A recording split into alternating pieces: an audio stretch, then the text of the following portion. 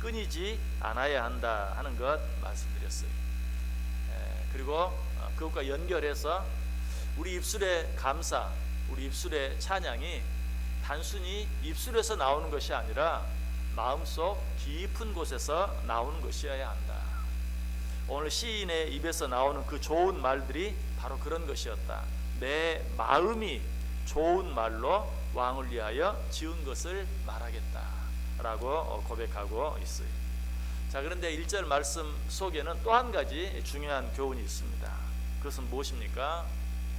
성경에 기록된 모든 말씀은 그 성경을 기록한 어떤 사람의 입에서 임의대로 나온 것이 아니라 그 안에 성령의 감동하심을 통해서 주어진 말씀이다 하는 것이 오늘 이 말씀 속에 들어있어요. 1절 말씀 어디에 그런 말씀이 있습니까? 1절 후반절을 보시면 내 혀는 글솜씨가 뛰어난 서기관의 붓끝과 같다라고 말하고 있어요. 자, 지금 시인이 자기 왕을 위하여 좋은 말들을 하고 있어요. 그런데 그 말이 자기 자신이 자기 임의대로 하는 말이 아니라 마치 서기관의 손에 붙들린 붓과 같이, 아니 그 붓끝과 같이 서기관이 원하는 대로 말하고 있다라고 이야기하고 있는 것이죠. 오늘 이 시편 1편, 시편 45편 뿐만 아니라 성경 전체가 그래요. 기록한 저자들은 다 달라요. 그러나 그들 마음대로 그들 임의대로 성경을 기록한 것이 아니라 그들 마음 안에 하나님께서 성령의 감동하심을 통해 주시는 말씀대로 그들은 받아 기록한 것이죠. 이 사실을 통해서 우리가 얻을 수 있는 교훈은 무엇입니까? 모든 성경은 하나님으로 말미암아 주어진 하나님의 말씀이다. 그래서 디모데후서 3장 16절은 뭐라고 말합니까? 모든 성경은 하나님의 감동으로 된 것으로 교훈과 책망과 바르게 함과 의로 교육하기에 유익하다.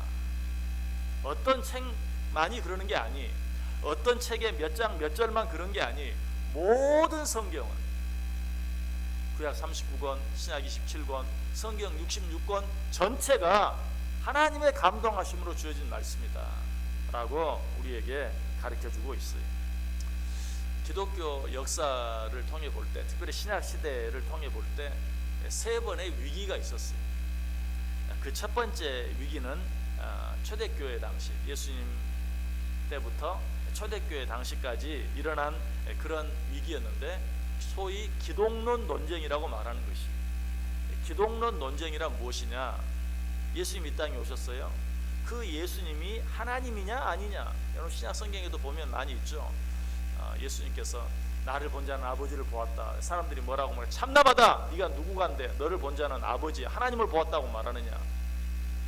참나마다고 이야기했죠. 이처럼 예수님이 하나님이냐 아니냐, 예수님이 진짜 하나님의 아들이냐 아니냐 하는 그런 논쟁이 뜨거웠어요. 어쨌든 이 논쟁은 삼위일체 교리가 잘 정립됨으로 말미암아서 해결이 되었어요. 그런데 중세시대에 또 한 번 위기를 맞게 되죠. 그 위기는 어떤 위기입니까? 첫 번째 위기는 기독론에 관한, 예수님이 하나님이냐 아니냐 하는 그런 문제로 말미암아 위기를 맞았는데, 두 번째는 중세시대 구원론에 관한 논쟁. 이것은 무엇이냐면 우리가 구원을 우리가 행한 선행으로 얻느냐 아니면 믿음으로 얻느냐. 우리가 지금 수요일마다 종교개혁 500주년을 맞아서 종교개혁자들에 대해 생각하고 있어요. 그 종교개혁자들의 그런 사상을 통해서 우리가 알 수 있는 것은 무엇입니까? 다 모든 종교개혁자들의 어떤 종교개혁의 내용이 다르지만 일관된 것 한 가지가 있어요. 그것은 구원은 우리의 선행으로 얻는 게 아니라 믿음으로 얻는 것이다. 구원은 우리의 행위로 얻는 것이 아니라 하나님의 은혜로 말미암아 얻는 것이다 하는 것. 이것이 모든 종교개혁자들이 일관되게 주장하고 있는 것이에요.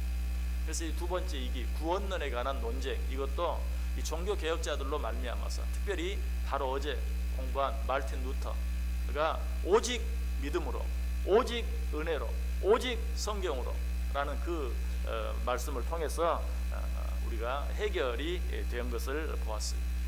자, 그런데 이제 현대 교회는 또 한 가지 위기를 맞고 있어요. 그것은 무엇입니까? 어떤 위기입니까?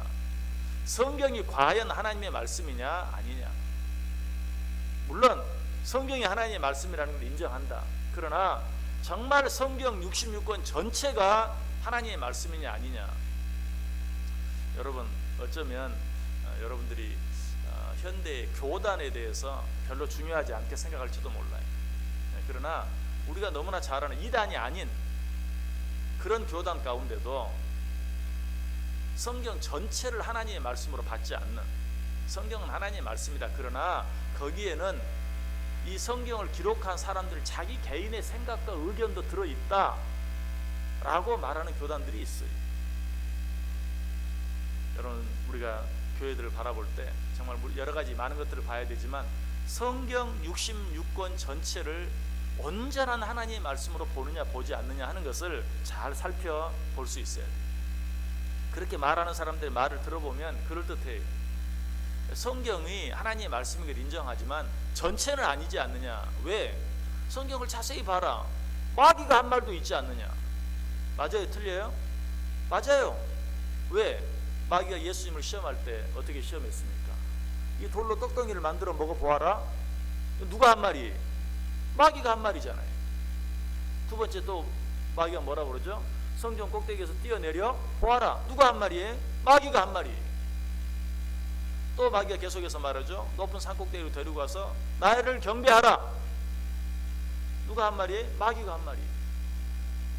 또 인간적으로 한 말들도 많이 있어요. 예를 들면 베드로가 예수님께서 내가 죽어야 하겠다라고 말할 때 그럴 수 없습니다. 그런 일은 절대 일어나지 않을 것입니다. 이거 누가 한 말이? 베드로 자신이 한 말이. 하나님의 뜻과는 관계없는 말이. 그러면 그런 것을 어떻게 하나님의 말씀이라고 말할 수 있느냐? 그건 사람의 말이고 그건 마귀의 말이지 않느냐? 그렇다지 않아요? 그러나 여러분 기억하세요. 그런 말씀, 그런 말들조차도 하나님께서 자기의 어떤 것을 우리에게 가르쳐 주시기 위해서 인용하신 것이 누구의 뜻대로? 하나님의 뜻대로. 마귀가 한 말, 이 돌로 떡덩이를 만들어 보아라, 성령 꼭대기에서 뛰어내려 보아라, 나를 경배하라 하는 이런 모든 말들도 하나님께서 하나님의 뜻을, 하나님께서 우리에게 가르쳐 주신 어떤 내용을 보다 더 분명하게 가르쳐 주시기 위해서 인용하신 것이, 베드로가 한 말, 믿음이 없어서 한 말이, 그럼에도 불구하고 무엇이 잘못되고 무엇이 옳은가를 가르쳐 주시기 위해서 하나님이 인용하신 것이, 이처럼 성경 66권 가운데 어떤 내용이라 할지라도 그 내용 가운데 하나님께서 허락하지 아니하신 하나님의 뜻과 상관없이 성경에 기록된 내용은 없다라는 것이. 그래서 아까 읽었던 디모데서 3장 16절을 좀 더 넓게 그 앞구절 그 뒷구절까지 다시 한번 읽어보면, 또 어려서부터 성경을 알았나니 성경은 능히 나로 하여금 그리스도 예수 안에 있는 믿음으로 말미암아 구원에 이르는 지혜가 있게 하느니라. 모든 성경은 하나님의 감동으로 된 것으로 교훈과 책망과 바르게 함과 의로 교육하기 유익하니 이는 하나님의 사람으로 온전하게 하며 모든 선한 일을 행할 능력을 갖추게 하려 함이라. 성경은 우리를 바르게 하고 온전하게 하고 의로 교육하기에 유익하다. 또 모든 선한 일을 행할 능력을 갖게 하는 힘이 있는 책이다 라고 우리에게 분명하게 말씀하고 있어요. 또 그처럼 많은 실수를 했던 베드로 자신이 베드로 후서에서 또 뭐라고 말합니까? 먼저 알 것은 성경의 모든 예언은 사사로이 풀 것이 아니니 예언은 언제든지 사람의 뜻으로 낸 것이 아니요 오직 성령의 감동하심을 받은 사람들이 하나님께 받아 말한 것이니라. 모든 성경 말씀은 어떤 사람이 임으로 한 것이 아니다. 하나님께서 그들의 심령 속에 감동하심으로 그 하나님의 뜻을 받아 말한 것이다 라고 이야기하고 있어요. 오늘 본문의 시인도 지금 그걸 이야기하고 있어요. 내 마음이 좋은 말로 왕을 위하여 지은 것을 말하리니.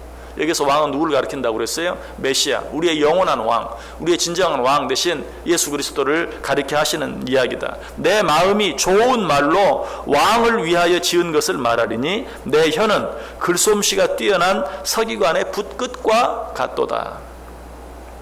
내가 지금 만왕의 왕이신 이 땅에 오실 메시아를 내가 찬양하는데 이것은 단순히 내 마음대로 하는 말이 아니다. 나는 서기관의 손에 잡힌 붓국과 같다. 내 안에 하나님께서 성령의 감화 감동하심을 통해 주어지는 그것들을 내가 지금 말한다 라고 이야기하고 있는 것이, 여러분, 이 사실을 통해서 우리가 얻을 수 있는 교훈이 무엇입니까? 성경은 전체가 하나도 빠짐없이 하나님의 말씀이다. 하나님의 감동하심으로 주어진 것이다. 모든 말씀에 오류가 없고 모든 말씀은 완전하다. 그 모든 말씀은 우리의 생명이 되고 그 모든 말씀은 우리의 길에 빛이 되고 우리의 발에 등이 되는, 그래서 우리를 온전한 길로 인도하고 우리로 하여금 실수하지 않도록, 넘어지지 않도록 우리를 붙들어주는, 그야말로 이 말씀을 붙들고 살아가면 그 어떤 풍파가 밀어닥치고 창수가 난다 할지라도 흔들리지 아니하고 넘어지지 아니하고 쓰러지지 아니하도록 우리를 붙잡아 주시는 완벽한 하나님의 말씀이다 하는 것을 우리에게 가르쳐 주고 있는 것이, 자, 우리는 내일 일을 알지 못합니다.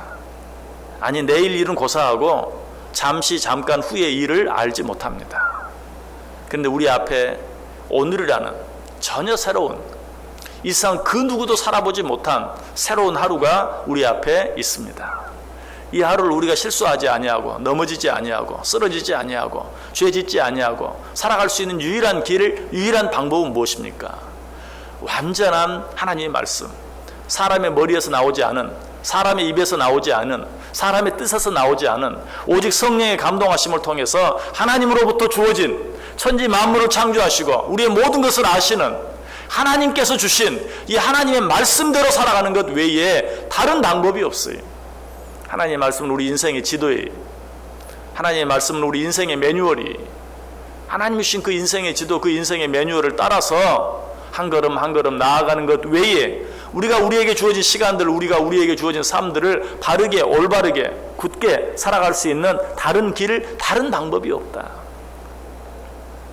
오늘 하루 어떻게 살기를 원하십니까? 여러분의 경험대로, 여러분의 지식대로, 여러분이 알고 있는 대로, 혹 여러분이 존경하는 어떤 사람이 가르쳐 주는 대로, 아니, 오직 하나님께서 말씀하시고 하나님께서 가르쳐 주시고 하나님이 인도해 주시는 대로 따라갈 때만 우리는 이 하루도 하나님의 살아계심을 온전히 느낄 수 있고 맛볼 수 있고, 무엇보다도 이 세상 그 어디에서도 얻을 수 없는 하나님만이 주실 수 있는 참 평안과 안식과 기쁨을 누리며 살아갈 수 있다는 것이, 오늘 하루 하나님의 말씀을 붙잡으시길 바랍니다.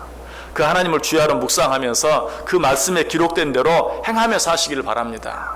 그렇게 할 때 정말 하나님이 살아계시고 정말 하나님이 온전하시고 정말 하나님이 내 편이 되시는 것을 이 하루도 풍성히 느끼면서 누리면서 살아갈 수 있는 복된 하루 꼭 되시기를 주님의 이름으로 간절히 축원합니다. 기도하겠습니다. 하나님 감사합니다.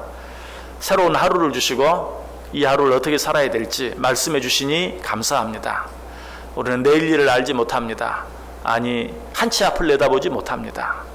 오직 하나님의 말씀 따라, 하나님의 인도하심 따라 그 말씀에 순종하며 살아갈 때 우리의 길이 평안하게 하시고 우리의 길이 안전하게 하시고 보다 적극적으로 우리의 길이 기쁨과 감사가 넘치고 평안과 안식이 넘치는 복된 길, 복된 하루, 복된 인생 되게 해 주옵소서. 예수님의 이름으로 기도드리옵나이다. 아멘.